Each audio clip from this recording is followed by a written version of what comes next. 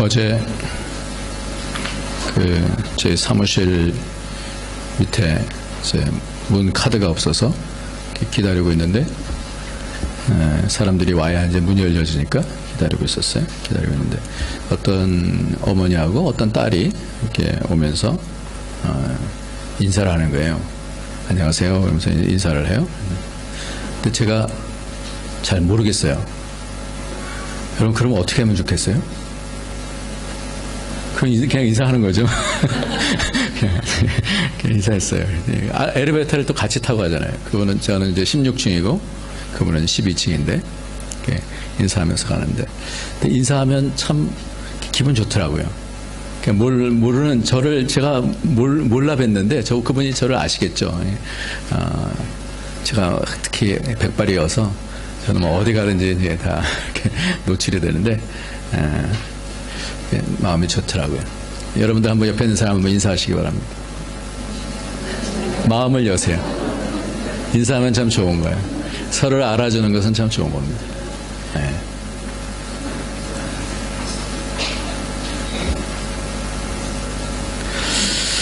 오늘 먼저 책 한 권을 소개하려고 합니다. 여러분 잘 보이시는지 모르겠는데 뭐예요? 눈이 굉장히 좋으시네. 믿음의 본질이라고 하는 그런 책입니다.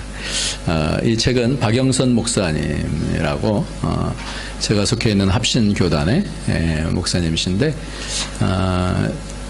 2001년 정도에 쓰신 책이에요. 그러니까 이분이 목회를 하면서 여러 가지로 본인이 배운 바도 있겠지만 믿음에 대한 부분을 찾아가면서 글을 쓰셨는데 24번의 설교문을 함축해서 믿음이란 뭔가, 우리가 너무나 자주 듣는 믿음인데 이 믿음이라는 것이 도대체 뭔가, 내가 믿음이다라는 것을 믿는데 또 이 믿음에 대해서 여러 가지 차이들이 많은데 그런 부분들에 있어서 나의 오류는 무엇이고 하는 그런 부분들을 이분이 잘 쓰셔서 이번에 제가 믿음에 대한 설교, 특히 이제 믿음은 양심하고 같이 역사한다. 그러니까 믿는다라는 것은 그냥 머리로만 믿는 게 아니라 믿음이라는 것은 양심이랑 같이 이것이 반응한다라는 그런 부분을 말씀을 했고, 이 양심도 선한 양심이 있을 뿐만 아니라 화인 맞은 양심이 있는데 이 양심이, 선한 양심이 하나님을 향해서 찾아가는 것이다 라고 그렇게 얘기를 했습니다. 이분은 굉장히 탁월하신 분이에요. 제가 크리스천 문서선교재단이라고 하는 그 원어를 취급하는데 잠깐 있었었는데 그곳에 오셔서 이 목사님은 원서를 한 몇십 권씩 사가요.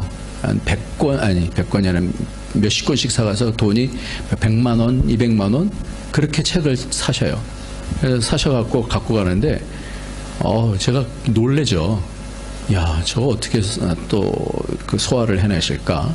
뿐만 아니라 이분이 주로 보는 책들이 어떤 책이냐면 굉장히 그 난이도가 높은 디베이트한 그런 책들만 골라갖고 이렇게 사서 보시더라고요. 왜냐하면 굉장히 열심히 연구하는 그런 분이에요. 그래서 90년대에 이 박영선 목사님에 대해서 모른다. 이거는 소위 시체말로 간첩입니다. 간첩. 목회하는 사람들이 박영선 목사님 모른다. 그래서 이분에 대한 영향력을 상당히 많이 받게 되어져요. 요즘 돌아가신 분입니다만은 서문화교회인가요? 김성수 목사님이란 분 테이프가 많이 돌아다니는데 그분도 이분의 이 내용을 상당히 많이 가지고 이렇게 얘기하는 것들을 이렇게 보게 되어집니다. 아무튼 이 좋은 책을 통하여서 오늘 말씀을 좀 이어가고자 합니다. 믿음의 본질 말할 때 첫 번째로 이분이 얘기하는 것이 뭐냐면, 이분도 믿음에 대한 믿긴 믿지만 오랫동안 모태 신앙서부터 믿기 시작했는데 이 믿음에 대한 것이 도대체 무언가 자기가 풀려지지 아니하는 것들이 많았다는 거예요. 믿음에 대한 저의 의문점은 대표적으로 이런 것이었습니다. 아브라함은 100세에 얻은 아들을 하나님께서 바치라고 하자 바쳤는데 이를 보고 우리는 쉽게 아브라함의 믿음을 본받으라고 하지만 있지만 과연 어떻게 해야 그런 믿음이 생기는가 하는 거예요. 믿음을 본받으라고 그러는데 나도 그렇게 강한 믿음의 조상에 대한 이 탁월한 믿음을 나도 본받고는 싶은데 그 본받는 거, 믿음이라는 것이 뭐냐라는 거예요. 내가 본받고 싶다고 해서 본받아지는 것인지 아닌지. 누가 그런 믿음을 갖고 싶지 않겠습니까? 이러면서 글을 써요. 아브라함 같은 믿음을 갖고 싶은데 그것이 하늘로부터 뚝 떨어지는 선물인지, 여기부터 잘 들어주셔야 돼요. 믿음이다라는 것이 선물인지 아니면 어떤 방법으로 연습하고 노력해서 얻어지는 것인지 저에게는 이것이 가장 큰 숙제였습니다. 믿음이라는 것이 선물이라는 얘기는 많이 듣는데 그럼 입 벌리고 하고 내게 믿음 주세요라고만 하고 있어야 되는 것인지. 여러분들은 어떻게 생각하십니까? 오랫동안 믿음을 이야기하고 믿음에 대해서 듣고 믿음 생활을 하는데 이 믿음의 실체가 뭔가라는 거예요. 그런데 이 부분에 대해서 목사님 말씀하시죠. 그것을 저는 하나님의 열심이라는 책을 쓸 때, 이 하나님의 열심이라는 책도 굉장히 좋은 책이에요. 여러분 나중에 한번 보시기 바랍니다. 쓸 때 아브라함의 믿음을 풀면서 한 고비를 넘겼고 이제 근래 와서 이 믿음에 관하여 드디어 믿음의 어떤 부분이 선물이며 어떤 부분이 책임인지를 하나님이 깨우쳐 주셔서 이 24편의 설교를 하게 되었습니다. 라고 이 책에 처음에 이렇게 쓰고 있습니다. 그 다음에 이분이 얘기하는 것이 뭐냐면 선물하고 또 뭐라고요? 잘 들으셨네. 선물하고 어떤 부분은 책임이냐라는 그 부분으로 얘기하고 있어요. 그러니까 믿음이다라는 것이 우리가 딱 입만 벌리고 하나님께로부터 오게 하는 그런 어떤 선물의 역할만 있는 것이 아니다라는 거예요. 기독교 대백과사전에 믿음에 대해서 얘기하기를 사물에 대한 신념과 사람에 대한 신뢰, 신학에서의 믿음이란 인간이 절대자 또는 초월자를 이해하는 것을 나타내는 표현, 새로운 지식을 발견하는 것과는 대조적으로 계시에 응답하는 것, 이렇게 써요. 그런데 이 박영선 목사님이 하는 얘기는 믿음은 사실에 관한 어떤 것보다 인격에 관한 것이다 라고 얘기합니다. 이 부분을 잘 들어주십시오. 믿음은 사실에 대한 것을 내가 이해하고 안다라고 하는 그런 측면이라기보다는 인격에 대한 것이다 라고 해요. 인격과 인격의 사이가 만들어지는 것이 믿음이다. 그렇기 때문에 그 인격에 대한 반응이 있어야 된다는 거예요. 사람도 믿음이다라는 것은 결국은 뭘 만들어내냐면 내가 안다라고 하는 어떤 정보에 대한 그 사실에 대한 것이 아니라 믿음이다라는 것은 사람과 사람과의 관계에 있어서도 관계가 이루어지면은 그 관계로부터 믿음이다라는 것이 시작되잖아요. 인격과 인격이. 부부가 만날 때는 그 사이에 그 사람의 인격이 있고 내 인격이 있는 거 아닙니까? 그러듯이 내가 하나님을 믿는다라는 것은 그냥 어떤 정보, 하나님이 어떤 분이다라는 것만 아는 게 아니라 그 분의 인격에 대해서 반응하게 되는 것이 믿음이다라고 그렇게 얘기를 해요. 서로가 인격자일 때 서로에게 대한 인격을 동원해서 책임이 있지 않습니까? 그러니까 믿음을 관계로 이끌어가고 있습니다. 이렇게 얘기합니다. 이 부분이 굉장히 중요한 내용이에요. 그러니까 사람과 사람과에도 관계가 성립이 되면 그 사람에 대한 뭐가 생기냐면 책임이 생기는 거예요. 그 사람이 얘기하는데 못 들은 척하면 뭐가 되는 거예요? 관계가 깨어지는 거죠. 저 사람이 어떤 요구를 하게 될 때 내가 응답해야 되는 그런 책임이 있는 거예요. 하나님께서 내게 어떤 말씀을 하시면 그 말씀에 대해서 내가 반응하는 그런 책임이 있는 거예요. 그러니까 믿음이다라는 것은 뭐냐면 인격적인 관계가 성립이 되는 것을 얘기하는 거예요. 그러니까 믿음이라는 것은 내가 믿어줬다가 아니라 믿는다라는 것을 통하여서 관계가 성립이 되어지고 관계는 인격적인 그런 책임이 있게 되어진다 이렇게 말씀합니다. 그래서 믿음은 자기 열심, 특별히 이 일이 꼭 되어야 합니다. 비나이다. 그래서 열심히 빌면 하나님께서 그것을 응답해 주시는 그런 관계가 아니에요. 우리가 자칫 잘못 생각하면 믿음 그러면 내가 주님을 믿습니다. 주님께서 이걸 주실 줄 믿습니다. 아멘 할렐루야 꼭 이것을 주세요. 이런 관계만이 그 관계라는 것이 아니다라는 거예요. 이런 관계가 아니라 인격이다라는 거예요. 믿음으로 조금 더 들어가면 하나님은 나에게 주어지는 어떤 수단의 관계가 아니라 그분은 무슨 관계냐면 인격적인 관계라는 거예요. 그러니까 내가 하나님 앞에 뭘 달라고 할 때에도 뭘 살피냐면 그 마음을 살피게 되는 거예요. 여러분 옆에서 아버지한테든지 엄마한테든지 아니면 여러분의 자녀들에게든지 늘 우리는 반응을 할 때 저 사람의 인격이 나한테 뭔 요구를 했을 때 저 사람이 나에 대한 인격의 값을 알고 있느냐라는 것을 따집니다. 여러분 혹시 안 그러세요? 저 사람이 나에게 대한 인격의 값을 제대로 응답하지 못하고 아빠 나 이번에 1,000만 원 주세요 막 이런다면 얘가 미쳤나? 이러지 않겠어요? 그러니까 무슨 이유를 통하여서든지 그 인격에게 이해를 시켜준다는 거죠. 그런 인격적인 관계가 뭐냐면 그것이 신뢰의 관계가 되어진다는 거예요. 그래서 믿음이다라는 것을 생각할 때는 무엇으로 가야 되냐면 인격과 인격에 대한 그런 관계가 되어진다라고 이렇게 얘기를 합니다. 그래서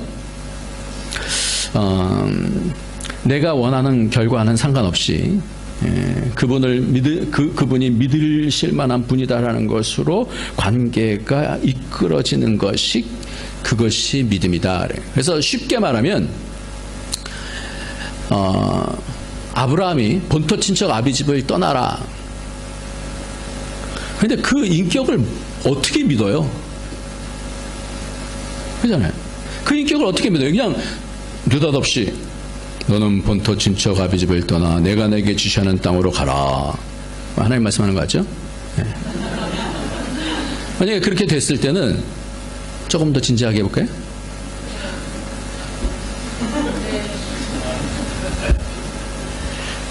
네. 하나님께서 그렇게 말씀하실 때 그 말씀이 처음에는 잘 안 믿어질 거예요. 그러나 그 안 믿어지는 이 말씀이 처음에 그래?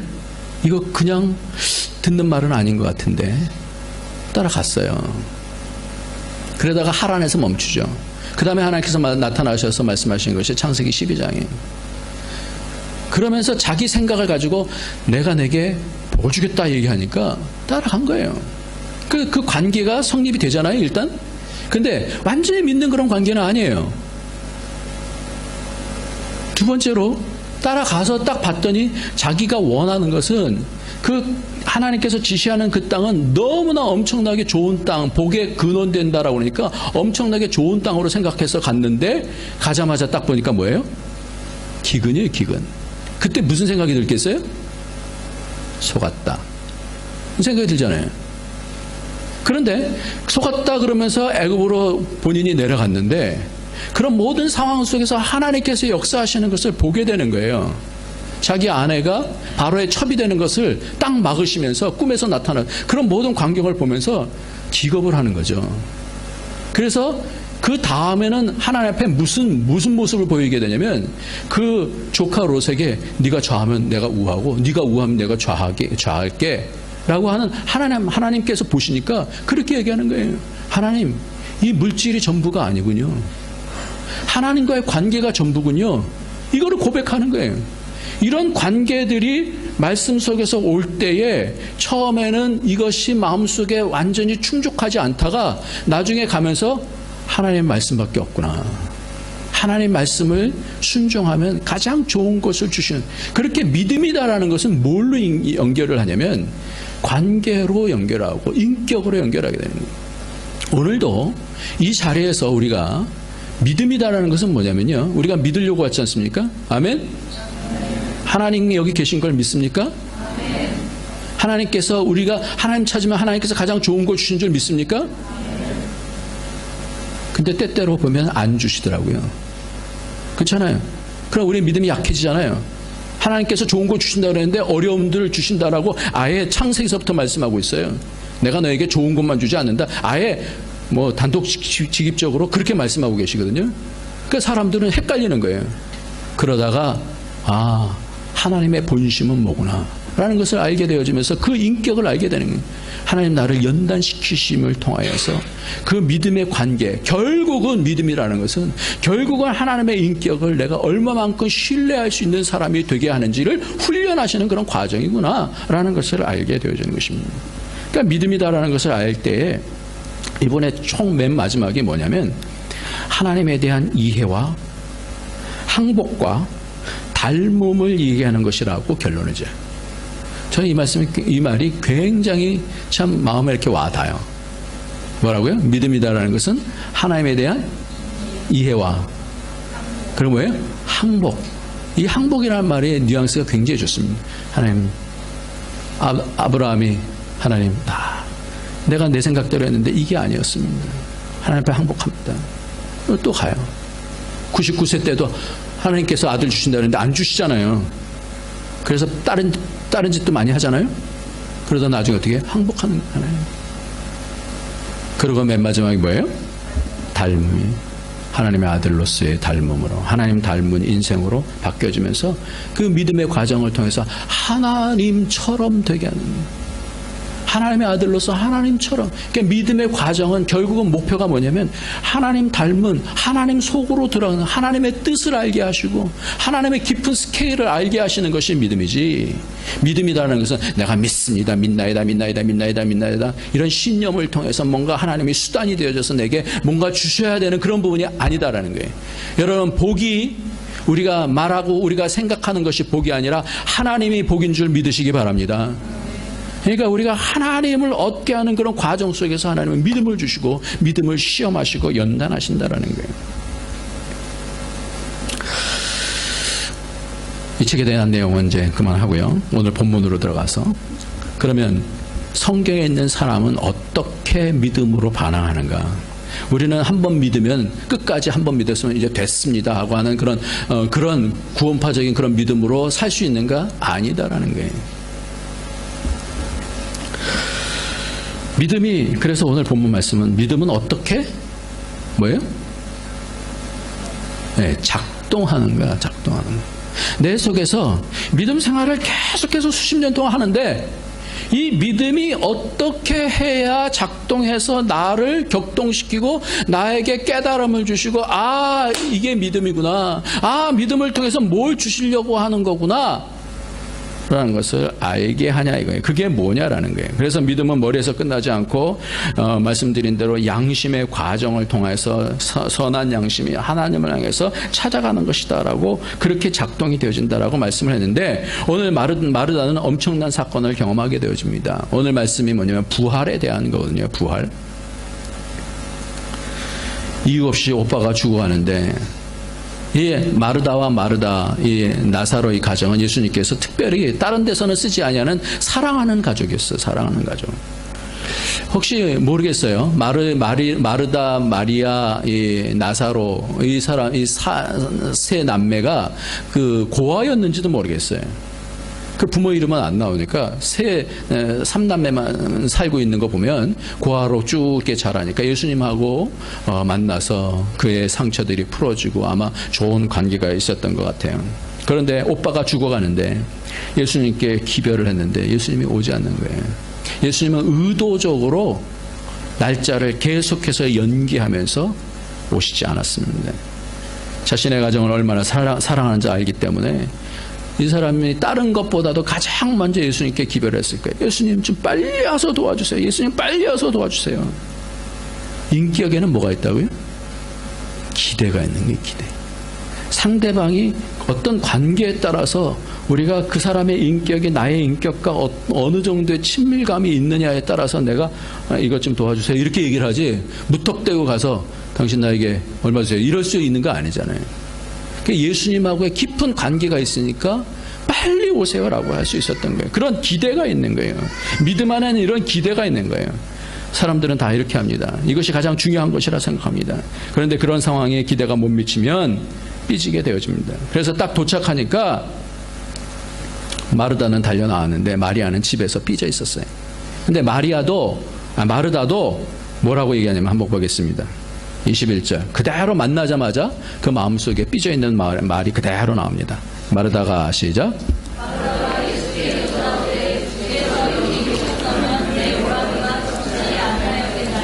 예.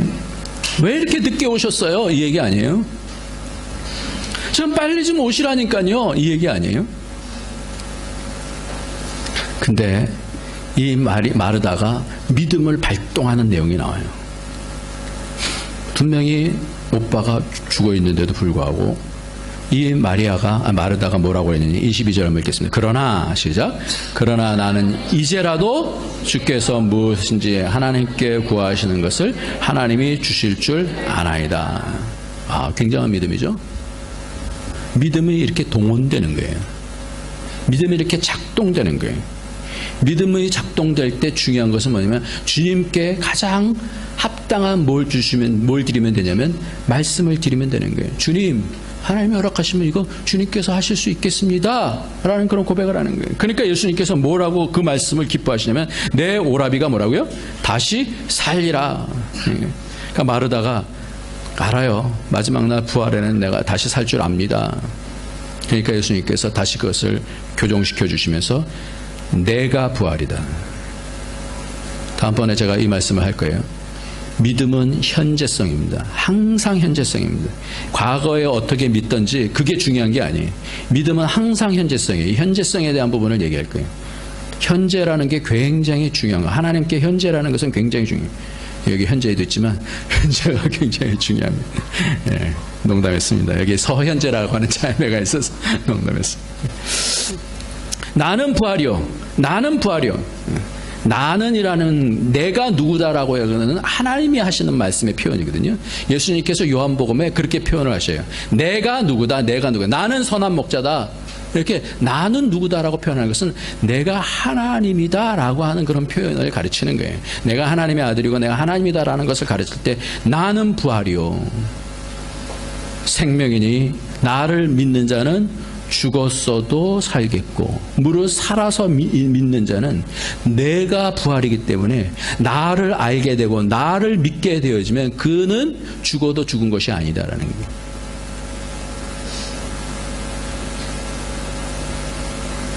이것을 내가 믿느냐? 그러니까 뭐라고 그래요? 27절 시작. 가로되 주여 그러하이다. 주는 그리스도시여 세상에 오시는 하나님의 아들이신 줄 내가 믿나이다. 믿음에 대한 얘기를 하고 있어요. 믿음은요 이렇게 고백을 통해서 열려져요. 세계가 열려집니다. 믿음이다라는 것은 고백을 통해서 열려져요. 특별히 엄청난 고백을 지금 마르다는 하고 있어요. 누가 이 고백을 했냐면 베드로가 고백을 했었거든요. 주는 그리스도시요 살아계신 하나님의 아들. 사람들은 나를 누구라 하냐? 너희는 나를 누구라 하냐 했을 때 주는 그리스도시요 살아계신 하나님의 아들입니다 라고 그렇게 고백을 했어요. 엄청난 고백이에요. 그런데 오늘 이렇게 믿음이 예수님 만날 때는 굉장히 잘 작동을 하는데 39절 말씀 한번 보겠습니다. 예수께서 가라사대 시작. 예수께서 가라사대 돌을 옮겨 놓으라 하시니 그 죽은 자의 누이 마르다가 그러되 주여 죽은 자가 나으리 됐음에 벌써 냄새가 나요. 이 얘기를 잘 생각해 보면 완전히 앞에 있는 내용이랑 완전히 바뀌는 장면이 나와요. 앞에서는 내가 믿습니다. 믿음을 얘기해요. 이 모습 가운데 우리는 누굴 보냐면 우리의 모습을 보게 됩니다. 공동체 가운데 있을 때는 뜨거운 기도원에서 은혜 받을 때는 아멘 할렐루야 감사합니다 이제 그러는데 그 현장을 딱 벗어나서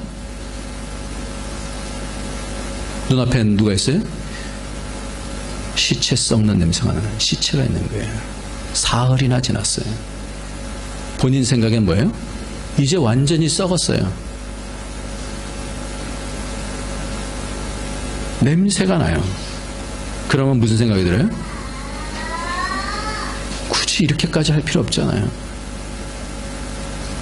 갑자기 그 많던 믿음이 한순간에 현실 앞에서 어떻게 바닥으로 떨어지는 거예요. 주여 죽은 지 나흘이 되었으니 벌써 냄새가 납니다.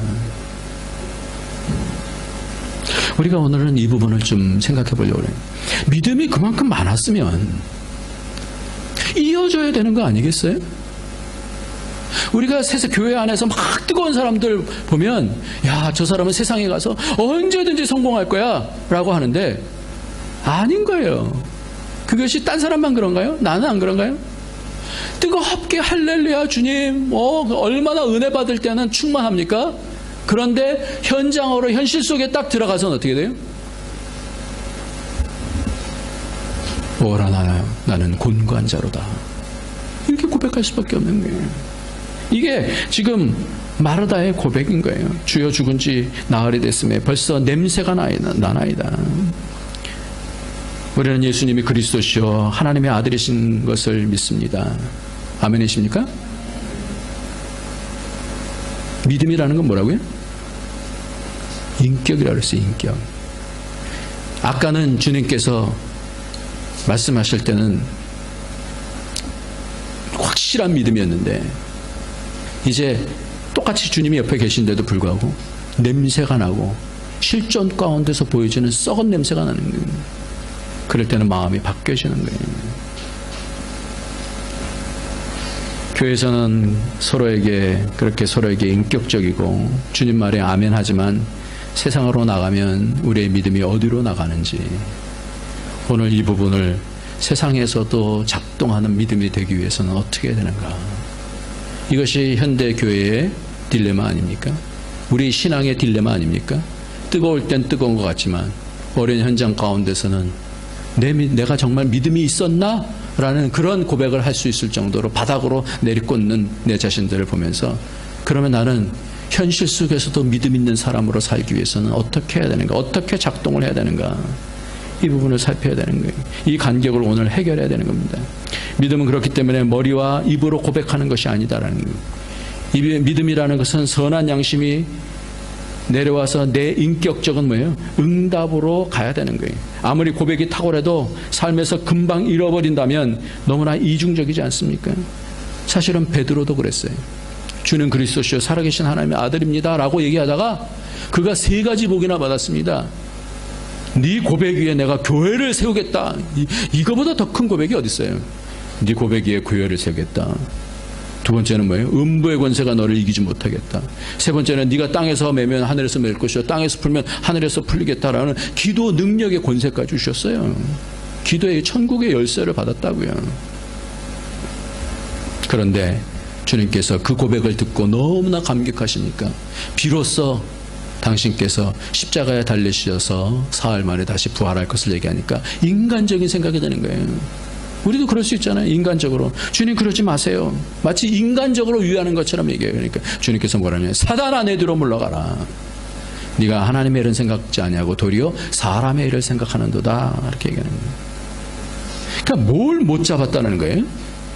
우리가 현실 가운데서 못 잡는 것이 뭐냐면 하나님과 충만할 때는 그 인격적인 그 교제 가운데 있었기 때문에 그 말씀의 그 능력 가운데서 있었기 때문에 그런 어떠한 다른 생각들이 안 났어요. 그런데 현실 가운데서 썩은 냄새가 나니까 인간적으로 이거는 아니다 이런 생각이 드는 거예요. 뭘 못 잡는 거예요? 주님이 살아계신 거, 여전히 살아계시는 것을 놓치는 거예요. 여러분 믿음이 뭡니까? 하나님이 여기 계신 걸 믿습니까? 바로 여기 계신 것을 믿는 거예요. 그러면 이 여기 계신 하나님이 다른 데 가서는 안 계신가요? 동일하게 계신 줄 믿습니다. 그러니까 그것을 잡는 거예요. 어디서든지 계시는 예수님, 어디서든지 역사를 하실 수 있는 예수님. 근데 왜 우리의 마음은 놓치냐 이 말이에요. 사단 안으로 물러가라. 마르다의 고백이 똑같은 고백이에요. 마르다의 고백이 메아리가 끝나기도 전에 예수님의 신적 사역을 방해하고 있습니다. 그래서 뭐라냐면 예수님께서 뭐라냐면 오늘 말씀 이 부분 한번 읽어봅시다. 39절 다시 읽겠습니다. 시작. 예수께서 가라사대 돌을 옮겨 놓으라 하시니 그 죽은 자의 누이 마르다가 가로되 주여 죽은 자가 나흘이 되었음에 벌써 냄새가 나나이다. 여기서 중요한 내용이 이 마르다가 썩은 냄새가 벌써 냄새가 나나이다 라고 이야기하기 전에 예수님께서 뭐라고 시키냐면 돌을 옮겨 놓으라. 이렇게 돌을 옮겨 놓으라. 이걸 왜 그랬을까요? 돌을 옮겨놓. 물론 큰 돌이 있으니까 그걸 옮겨놓으라 그러겠죠. 그런데 지금 마르다가 하는 걸 보면 돌을 옮겨놓으라 그러면 돌을 옮겨놓을 수 있도록 하지 않고 거기보다 뭐가 마음에 앞선 거예요? 냄새가 납니다가 앞선 거예요. 자기 생각이 딱 잡혀지는 거예요. 우리나라 사람만큼 신앙 고백을 많이 하는 민족이 어디 있습니까? 주는 그리스도시요 살아계신 하나님입니다. 아멘 아멘 이렇게 합니다. 새벽 기도 때도 하고 저녁 예배 때도 하고, 우리는 저녁 기도회가 있습니다. 심야 기도 때도 하고 주일 예배, 가정 예배. 그런데 그런 신앙 고백이 자기의 삶 속에서도 작동을 해야 되는데 그렇지 못하다는 것이 우리에게 있어서의 딜레마예요. 왜 이유를 빼본 적일까요? 이렇게 왜 예배 드릴 때하고 삶 속에서 마치 그 분열증 갖고 있는 사람처럼 이렇게 따르게 행동할까요? 우리는 너무 오래된 모순이 몸에 배어서 교회 안에서만 들어오면 성령 충만해서 할렐루야 할렐루야 치는데 교회 문만 나가면 믿음도 날아가고 삶도 날아간다는 거예요. 그러니까 믿음이 어떻게 작동하느냐를 알아야 되는 거예요. 예수님은 어떻게 썩어져가는 그 시체 앞에 섰습니다. 이렇게 썩어져가는 시체 앞에서 섰습니다. 그리고 말씀하십니다. 돌을 옮겨 놓으라. 왜 이렇게 말씀하셨을까요? 왜 이렇게 말씀하셨을까요? 이제 믿음의 고백에서 이제는 현실적인 삶에서 고백이 작동해야 되기 때문에 그런 겁니다. 우리가 연습해야 되는 것은 뭐냐면 머리로서 마음으로서는 아멘 하면 뜨거워지는 거 중요해요. 그러나 중요한 것은 뭐냐면 돌을 옮겨 놓으라. 삶 속에서 실제적으로 우리가 감당해야 되는 마음에 앞서는 것 이상으로 마음은 안 됩니다라고 하지만 뭐 하라는 거예요? 실제로 삶을 들여서 그 돌을 옮겨 놓으라라는 거예요. 그 말 먼저 하지 말라라는 거예요. 우리의 생각에는 그것이 가능하지 않다라고 생각하더라도 입을 다물고 뭐 하라는 거예요? 순종하라는 거예요. 순종하라는 거예요. 그것이 인격 앞에서의 믿음의 태도인 겁니다. 우리가 정말 모든 문제를 해결해 주실 수 있는 분 앞에서라면 그런 믿음이 분명히 있다고 한다면 냄새가 납니다. 이런 얘기를 할 수 있겠어요? 무슨 문제를 해결해 줄 사람이 딱 왔어요. 대통령이 왔다고 생각해 보세요. 그분이 이 문제를 해결해 줄 분이라고 한다면 부정적인 얘기를 하겠어요? 안 한다고요. 이렇게 하십시오. 그럼 예 하겠습니다. 그러죠. 그러니까 믿음이다라는 것의 가장 중요한 부분은 내 생각을 드러내기에 앞서서 그 인격의 능력을 믿는 거예요. 그러니까 백부장이 뭐라고 그러냐면 백부장의 하인이 참 독특한 사람이에요. 종의 아들이 병이 걸려서 힘들어할 때 부탁을 하는 거예요. 예수님께 말씀만 하옵소서. 제 수하에도 사람이 있습니다. 말씀만 하옵소서. 당신 말씀이면 되는 줄 믿습니다. 그 상황이 뭐든지 간에 상관없습니다. 당신이 말씀하시면 낫는 줄 믿습니다. 내가 이스라엘 중에서 이만한 믿음을 보지 못했다라는 거예요. 그러니까 우리 생각에 드는 것들, 우리의 믿음 가운데서요, 우리가 얼마만큼 부정적인 생각을 하는, 뜨거울 때는 좋은 것 같아요. 근데 주위에서 한마디씩 해보십시오. 야야야 되겠냐? 야야야 무슨 죽은 사람이 살아나니? 여태까지 그런 일이 있어 본 적 있어? 한마디씩 들어보세요. 마음속에 금방 바뀌게 되는 거예요. 그러면서 마음속에 있는 것들이 부정적인 것이 하나씩 올라오는 거예요. 그러니까 그 이전에 있던 믿음들은 그럼 도대체 뭐냐 말이에요. 그러니까 예수님께서 뭐라고 말씀하시는가 한번 봅시다. 40절 시작. 예수께서 가라사대 내 말이 내가 믿으면 하나님의 영광을 보리라 하지 아니하였느냐 하신대. 그래서 믿음에 대한 부분을 이때 얘기를 하고 계시는 거예요. 네가 정말 믿냐? 믿음이라는 것은 내 속에 있는 나의 한계를 붙잡고 주님을 바라보는 게 아니라는 거예요. 예수님이 이 부분을 많이 훈련하셨어요. 5,000명을 먹이셔야 되는데 5,000명을 이 많은 사람들을 먹일 수 있는 뭐가 없는 거예요. 그러니까 빌립에게 물어보신 거예요. 빌립아, 시험하셨다 그래. 빌립아, 이 많은 사람들을 어떻게 먹일 수 있겠냐? 조금씩만 하더라도 200데나리온도 그거 안 되겠는데요? 이렇게 얘기를 했어요. 그러니까 예수님께서 뭐라는 거예요? 일부러 시험하셔서 물어보신 거예요. 불고기 2마리와 떡 5덩어리를 가지고 떼어주시면서 12광주리를 남기잖아요. 뭐가 없는 계산법이? 예수님이 없는 계산법을 빌립을 한 거예요. 믿음이라는 것은 예수님을 포함한 계산이 믿음인 줄 믿으시기 바랍니다. 언제든지 우리가 예수님이 여기 계시면 이것을 놓치지 마세요. 예수님이 여기 계시면, 그리고 예수님을 붙잡고 그 안으로 들어가는 거예요. 당신은 못하실 것이 없는 줄 믿습니다. 할 수 없거든요. 무슨 말이냐. 예수님 안으로 들어가는 거예요. 내 목표로 이것이 이루어져야 되겠다는 그게 아니라 예수님이 계시면 할 수 없는 일이 없는 줄. 그걸 믿는 거예요. 그걸 붙잡는 거예요. 그 인격 안으로 들어가는 거예요. 왜 잘 안 되느냐? 우리가 믿음이 작동이 잘 안 되는 이유는 내 생각을 예수님의 인격보다 더 강하게 붙잡기 때문에 그렇습니다. 주님의 인격을 놓치기 때문에 그렇습니다. 내 생각이 옳다라고 생각하면 하나님의 인격도, 성령의 인격도 들어오실 수가 없어요. 성령은 언제 들어오시냐? 내가 그 말씀, 하나님께서 주신 마음을 탁 잡고 그 말씀에 아멘 하고 순종할 때, 아무리 작은 일이라도 그 마음에 하나님 앞에 순종할 때 성령께서 역사하시는 줄 믿으시기 바랍니다.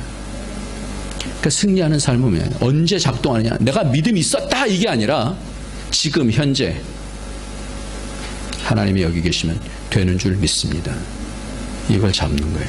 그럴 때 믿음이 작동을 해서 하나님께서 일을 이루시는 거예요. 여러분, 오늘 본문 말씀을 보면요, 맨 마지막에 이것을 확인시켜 주시는 예수님의 사인이 있어요. 한번 보겠습니다. 이렇게 하시고 내 말을 들으신 줄 41절 한번 보겠습니다. 보리라, 영광을 보리라 하지 아니었느냐 하신데 41절 시작. 돌을 옮겨 놓으니 예수께서 눈을 들어 우러러 보시고 가라사대 아버지여, 내 말을 들으신 것을 감사하나이다. 항상 내 말을 들으시는 줄을 내가 알았나이다. 지금 예수님은 그냥 베푸신 게 아니에요. 예수님도 믿음을 사용하셨어요. 그 믿음을 사용하신 것이 뭐예요? 하나님, 내가 기도하면 항상 들어주시는 줄 내가 믿었습니다. 우리에게 이것이 작동돼야 되는 거예요. 아브라함은 하나씩 믿음이 작동이 되어져서, 물론 실수할 때 실패할 때도 있었지만 믿음이 작동이 되어져서 그가 눈이 열려졌어요. 그래서 믿음을 통해서 분명한 진리를 말할 수가 있었어요. 8장 56절 한번 봅시다. 얼마만큼 눈이 열려졌나? 요한복음 8장 56절. 그 눈이 얼마나 열려졌나 보십시다. 너희 조상 아브라함은, 시작. 너희 조상 아브라함은 나의 때 볼 것을 즐거워하다 보고 기뻐하느니라. 지금 예수님 오시는 때를 아브라함은 뭐예요? 보고 기뻐하였다. 마태복음에 보면은 아브라함이 죽은 아브라함이 아니라는 거예요. 지금 살아있다라는 것을 얘기하고 있어요. 살아서 내 때 지금 뭘 하는가를 지금 보고 있다라는 것을 말하고 있어요. 그러면서 하시는 말씀이, 하나님에게는 모든 사람이 살아있느니라 그렇게 말씀해요.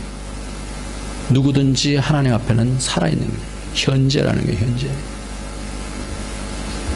어딜 가든지, 바다 밑에 가든지, 땅 밑에 꺼지든지, 어떻게 죽든지 살아계신 하나님이 내 안에 계시면 우리도 영원히 사는 줄 믿습니다. 이해가 안 돼도 말씀을 붙잡고 고민하는 거예요. 아담도 말씀을 붙잡았을 때 승리를 했어요. 아벨도 그렇고 노아도 그랬어요. 우리에게서 가장 중요한 것은 그때의 하나님이 살아계신과 하나님 말씀이 뭐라고 얘기할 때 그 말씀을 가지고 경험하느냐라는 거예요. 그래서 의의 말씀을 경험할 때에 성장하는 자가 되어지는 거예요. 믿음이다라는 것은 한번 딱 먹어서 끝나는 것이 아니라 한번 내 속에 딱 들어와요. 물론 믿음은 하나님의 선물이에요. 저 그것을 부정하지 않습니다. 제가 대학생 때 제 친구가 있었는데 그렇게 믿고 싶었던 친구가 있어요. 내가 믿고 싶은데 교회를 나오는데 믿어지지가 않는다라는 거예요. 그래서 제가 고민을 했어요. 어떻게 하면 믿어질까? 쟤는 왜 안 믿어지지? 나는 이렇게 쉽게 믿어지는데 왜 안 믿어질까? 그게 고민한 적이 있어요. 제가 안 믿어진다는 거예요. 교회를 그냥 나와요. 근데 안 믿어진다라는 거예요. 그래서 제가 고민하면서 느낀 게 뭐냐면 믿음은 잠과 같은 거구나. 자려고 하면 잠이 안 오잖아요. 근데 어느 순간에 잠이 쏙 들어오는 거 아니에요. 그렇듯이 믿음이 우리 안으로 하나님께서 선물로 주셔서 쏙 들어와요. 그런데 그 믿음에 어떻게 되느냐? 우리가 계속해서 여러 가지 시험 과정을 통해서 연단 과정을 통해서 하나님의 의의 말씀이 결국은 믿을 만하다라는 것, 그 인격이 결국은 믿을 만하다라는 것에 열매를 얻을 때에 그것이 믿음의 가치가 있는 거예요. 전에 부목사를 했을 때 교회에 문집사님이라는 계신 분이 계셨어요. 이름은 오래돼서 생각이 안 나는데 이 부부가 바이올리니스트예요. 전도 폭발 훈련자였었어요. 근데 이분이 가장 강점은 뭐냐면 말씀을 설교를 한 내용을 잘 적어갖고요. 저도 그렇게 못하는데 언제 가서 뭐 감동되는 건 적잖아요. 적으면 그것을 그 다음에 다시 본 적이 별로 없잖아요. 여러분도 그렇죠? 이렇게 적고 집에 가서 다시 보신 적 없죠? 솔직히. 네. 저도 그러거든요. 근데 이분은 그렇지 않아요. 그 부분을 다시 집에 가서 묵상하면서 자기 걸로 만들어서 전도 폭발할 때 그 말씀을 가지고 그것을 가지고 탁 설명을 하니까 사람들이 아 그거요. 아 그렇죠. 말씀을 놓치지 아니하니까 이 사람이 어려운 여러 가지 상황들이 있었는데도 불구하고 믿음이 오히려 더 커져갖고요. 지금은 목사님 사모님이 되셨어. 그 남편도 이제 목사님이 되시고. 말씀을 마칩니다. 히브리서 4장을 한번 보겠습니다. 히브리서 4장. 믿음이 뭔가.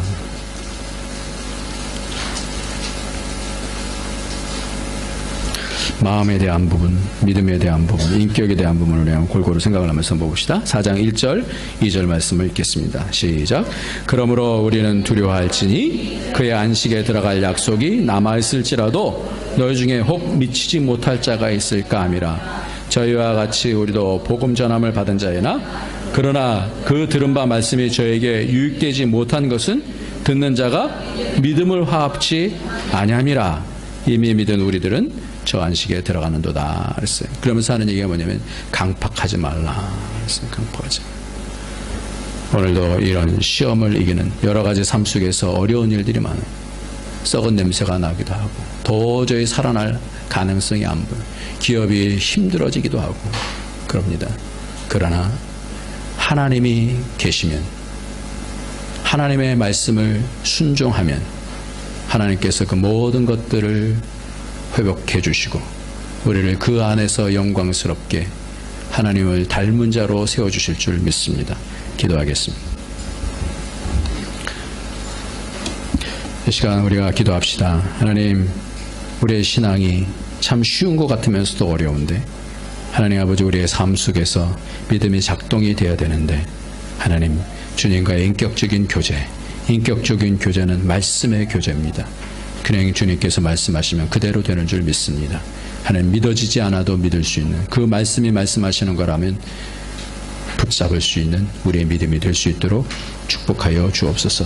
언제든지 주님께서 함께 하시는 줄 믿습니다. 우리 다 같이 통성으로 기도하겠습니다. 할렐루야. 하나님 아버지 감사합니다. 하나님 우리의 고백을 받으시길 원하시는 주님, 아버지 믿음의 고백을 받으시길 원하시는 주님, 오늘도 하나님께서 주시는 그 말씀을 통하여서 아버지 하나님의 믿음이라는 것은 주님과의 인격으로 가는 것이고 주님의 인격 가운데 주시는 그 말씀을 우리가 액면 그대로 받아들이는 것인 줄 압니다. 내가 이해가 되든 안 되든 하나님 말씀을 순종할 때 하나님을 경험하게 되는 줄 믿습니다.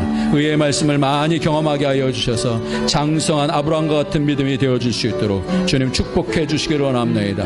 마음을 닫지 않게 하여 주시고 내 형편과 내 생각과 내 판단대로 아버지 강팍해지지 않게 하여 주시고 하나님은 모든 것을 하실 수 있는 줄 믿사오니 하나님 아버지 그 믿음 가운데서 우리의 삶 속에서도 아버지 분명한 믿음으로 아버지 믿음을 증거할 수 있는 아버지 믿음 있는 사람이 되어줄 수 있도록 주님 축복하여 주시옵소서. 하나님 아버지 연단의 과정을 통하여서 결국 믿음의 사람으로 우리 모든 성도들이 드러나지기를 소망합니다. 하나님, 우리의 마음에 바람만 있지 않게 하여 주시고 때마다 일마다 인격적으로 말씀하시는 그 하나님의 말씀, 내가 이해되지 않아도 그 말씀의 그 깊이를 받아들이며 순종하게 하여 주셔서 그 말씀의 깊이만큼 믿음이 열려지는 복이 있게 하여 주옵소서.